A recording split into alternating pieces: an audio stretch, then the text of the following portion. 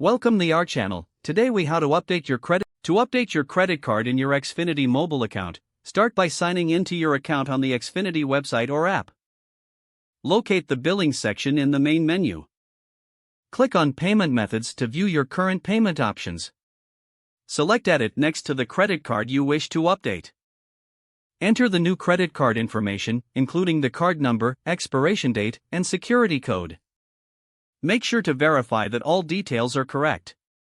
Once you've completed the update, click on Save to confirm your changes. You may receive a confirmation message that your credit card has been successfully updated. To ensure everything is set, check your billing statement for the next cycle.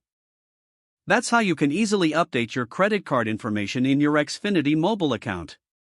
If the page does not load, refresh the browser or try again in a private or incognito window. Make sure you are using the correct email address, then retype it carefully to avoid small typos. If your password is not accepted, use the reset option and create a new strong password you can remember. Check your spam folder for verification or security emails, then complete any requested confirmation steps. Enable two-factor authentication if available to improve account security and reduce unauthorized access risk. After signing in, review your profile details so your contact information and settings are accurate and current. If you see an error message, note it down and try again after restarting your device and internet connection.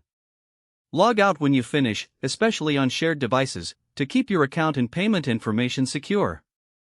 If the page does not load, refresh the browser or try again in a private or incognito window. Make sure you are using the correct email address, then retype it carefully to avoid small typos. If your password is not accepted, use the reset option and create a new strong password you can remember.